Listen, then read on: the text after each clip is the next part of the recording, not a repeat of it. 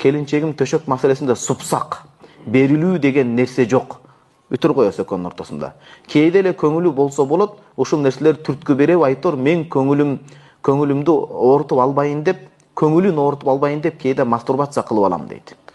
Сиз анын көңүлүн оорутуп мастурбация кылган менен Кудайдын астында күнөөкөр болуп атпайсызбы? Туугандар, бул маселени биз көңүл жазгап, кагаздын ичинде ороп кеткен менен бул көйгөй болот экен да.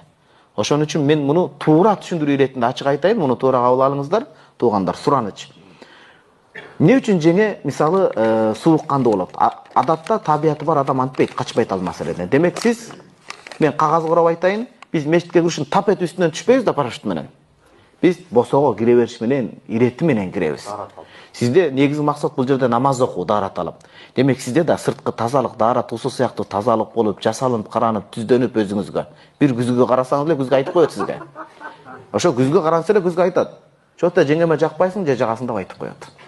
Түк-түктөрдү башканы тазалаш керек. Анан кире бериш босого менен кириш керек. Кире бериш босого бул даярдык болуп атат, эгер сиз түшүнбөй атсаңыз. Даярдык. Анан даярдык болбосо уктап жаткан жеринен баса калсаңыз өлөсүз. Ол не только сиздин жеңе ал, баардыгы эле качып кетпей, окуй эмне болду деп. Кечирип коесуз го бул айткан сөзүмчү. Ошон үчүн босого даярдык менен акырын кириш керек. Акырын киргенден кийин анан муну экинчи кагаз курай, муну жакшылап түшүнүңүз сиз. Даарат алыш үчүн биринчи истинжа маселеси кылынат да, туурабы? Истинжа маселеси бүтпөсө, истибро истинко деп коет, даарат өтпөй калат. Аял затыныкы истинжа болот, аял затынын суусу. Эркектики анан даарат болот тууган. Ошон үчүн акырын бирге болсо бир жөн, бирок биринчи истинжаны суусун чыгарып, рахатын ала тургандай болуп, адам ажатына отурганда терең бошогондон ох деп бошонуп калат го. Ошон истинжанын суусун чыгарып бошонтуп, анан даараттын суусу менен сиз бошонушуңуз керек болот. Түшүнүңүз да тууган. Мен ойлойм, ушуга ойлоп көңүл бурсаңыз жакшы. Анан адам күнүгө романтик даярдаш керек. Күнүгө урушуп, айын бетке коюп, сенин бетиң табактай жакпайт мага деп. Тууган, күндө бул күлөбүз го, бирок жашоодо ошонун айынан ажырашкандар көп.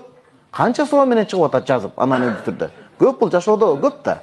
Жаш болот, башка болот, көңүл деген бар. Бир сөз таштап коюш керек. Мастурбация кылып алам, башка бирөөгө барып албайын деген максатта. Жок, мастурбация зинага жетелейт. Анык нерсе. Кимде ким мастурбацияны кандай шылтоо менен болсо да токтотпосо, бул зинага жетелейт. Колу деле талып калат да жоруп акырычы. Анан акыры барат да, кой деп, анан ошо зинага барат да акыры. Ошон үчүн тууган, бул сиз жакшы максатта кылып атасыз го, бирок шайтан аздырып атат, жок. Адал жаныңызда турбайбы? Бунун мисалы булак. Булакта суу алып турса, мал кечип кеткен суунун кечүүсүнөн мал кечкен сууну ичип аткандай эле кеп бул. Ошондой эле кеп бул. Таптаза оргуштаган айылдын башында булак турса, жок деп булакты жерип, мал тепселеп, жаш балдар заара кылып койгон акырынан ырахат алып ичип аткандай эле кеп да, бир чөйчөк нерсе менен. Болбойт андай бир тууган. Кандай? Балким ошонуңуздан жеңем көрүп калып жийиркенип атат, туурабы?